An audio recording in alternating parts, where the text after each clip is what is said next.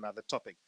I don't know about you, but I'm deeply disturbed by a heated exchange that took place in Parliament yesterday in the Finance Committee when the chief whip of the Economic Freedom Fighters, Floyd Shivambu, objected to a Treasury representative on the basis that the Deputy Director General, Mr. Ishmael Mamoniat, is not African.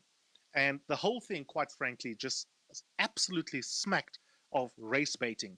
And I think what's going on here, which is really unfortunate because we need the EFF to do as well as possible so that we can have a competitive political system and that the ANC can be kept on its toes.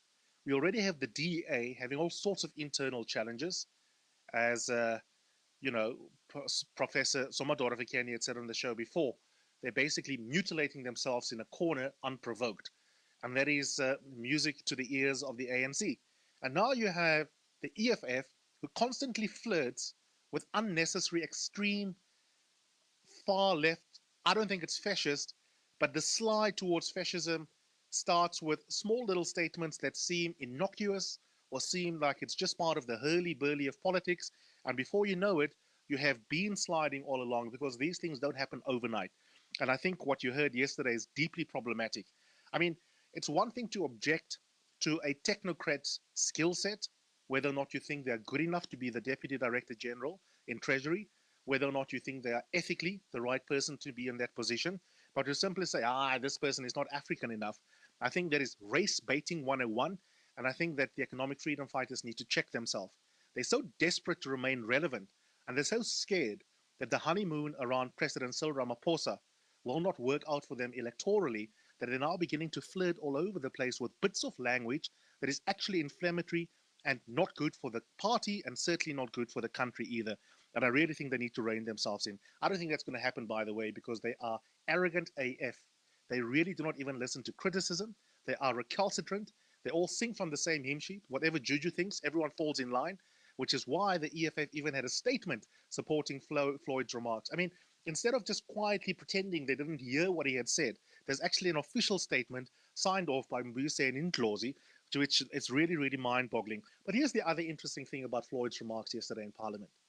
It is actually anti-black. It's actually anti-black.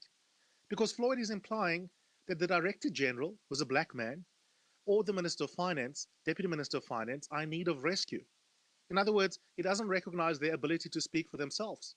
And that's a typical anti-black position. And that's the irony with this kind of ridiculous race baiting, is that not only is it a form of racism to suddenly say, I don't want to hear from this man, his name is Ishmael, that's not an African enough name, what is he doing in Parliament? I mean, that's clearly racist. But in addition to that, there's also self-hating in the subtext of what Floyd is saying, because what he's implying is that the Director General is not capable of speaking up for himself if he were to feel as if his job is actually being trampled on. And I thought that my colleague Karima Brown did an excellent job by asking the Director General last night on the Karima Brown show, do you agree with what Floyd is saying, that you are in need of rescue? And this is how that conversation between Karima and the DG in Treasury played out last night. I'm going to play about 5 minutes of it. Listen very carefully, and then tell me whether you think Floyd Shivambu is right, that this DG is in need of rescue. Finance Committee meeting in Parliament took a racial turn when Mr. Shivambu objected to Mr. Mamoniat on the basis that he was not an African, according to Mr. Shivambu. Shivambu repeated, or rather objected to what he said was the repeated presence of Mamoniat at Finance Committee meetings, and asked why you, the Director General, did not appear. And he said that this undermined what he called African representativeness. Mr. Mogojani, do you agree with Mr. Shivambu's characterization of the Deputy Director General's appearance at the Finance Committee? I don't agree with Mr. Shivambu. Maybe let me clarify, Karima, that I was also in Parliament today. Mm-hmm. At the same time that Mr. Mamoniat was having a session with the Standing Committee on Finance, I was with the Standing Committee on Public Accounts at SCOPA, addressing issues related to IFMS and other matters.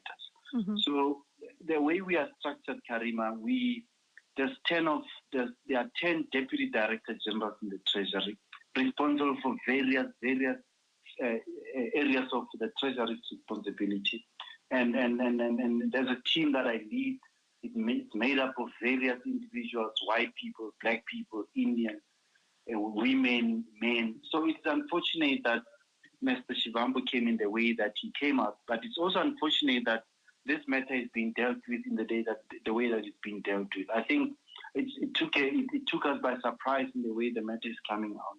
But why are you surprised, DG? Because Mr. Shivambu is not first of all a stranger to controversy, and two, this is a view that the EFF repeatedly expresses. In fact, let me tell you what Mr. Shivambu said. He said, "I think he undermines Africans," and this was a direct attack on your deputy. He said he does not take the Director General, the Finance Minister, or the Deputy Finance Minister seriously.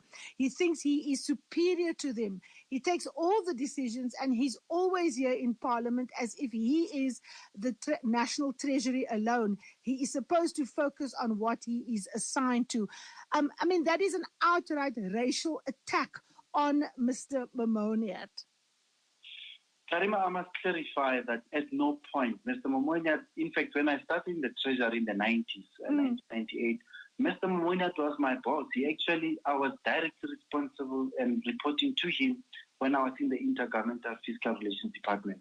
I can comfortably say I'm what I am with the knowledge and experience that I gained in the last 18 years or so in the Treasury through Mr. Momoniat. And I've always looked up to him as my boss. I've always looked up to him as my colleague.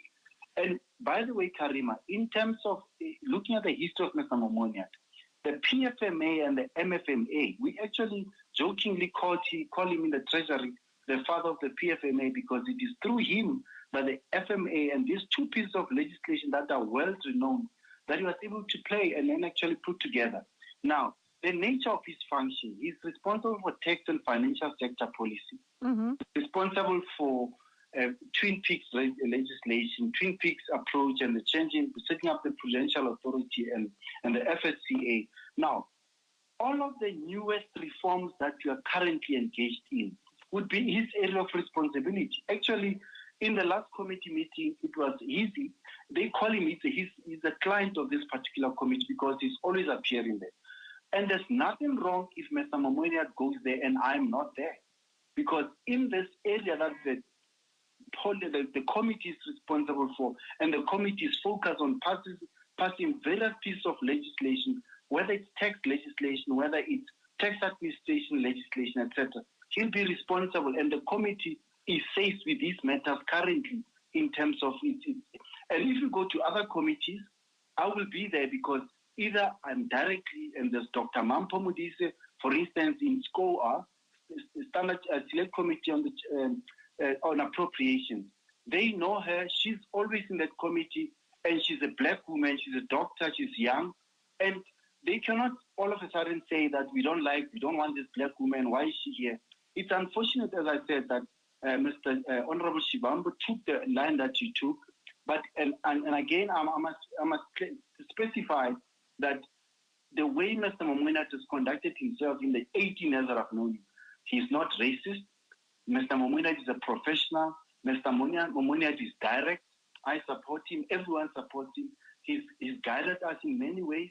And he's an asset to the government. He's an asset to... Okay, I'm going to leave it there. Okay, if you want to listen to the full interview Karima Brown did with the Director General of Treasury, Dondo Mohajane, just go to 702.co.za and go to the Karima Brown page there, and you can have a listen to it. It's about a 17-minute interview, and it's well worth listening to. Now, a couple of points here for the EFF. You don't need my advice, but I'm going to give it to you freely anyway. Firstly, we need you to work. The ANC has been a massive disappointment since 1994. Continues to be a disappointment. The DA is a hot mess. We don't know what they stand for in terms of political ideology. We do not know whether they are partners in a pro-poor and pro-egalitarian justice project. And so we need you to demonstrate to the big two parties that the DA and the ANC are not the only game in town. But we cannot trust you if you are going to become, in your rhetoric, increasingly more far left-wing in a really bad way. And I'm not saying being on the left is a bad thing. I think of myself as a lefty. That alone makes some people uncomfortable. There's nothing inherently bad about being left wing. But the kind of rhetoric that we heard from Floyd Shivambu yesterday is unacceptable. It is racist. It is racist. And you cannot get a free pass just on account of the fact that you are a radical party with a radical character who speaks urgently to some of the most important concerns that the vast majority of black Africans in this country, in particular, who are on the margins of society, are in fact experiencing. We need a competitive political system in this country because democracy thrives when you have competitive politics. But when we are already fed up with an ANC drunk on power, a DA that is ideologically confused, and then an EFF that is slowly sliding with an aversion to being held accountable, sliding towards rhetoric that is inflammatory, racist, and just unacceptable and not decent, then the voters have a massive dilemma. And I think if we continue like this, we may well have to agitate as voters for an extra piece on the ballot paper next year, right at the end. Zanele, maybe we should have an option that says none of the above. Whether you're a technophobe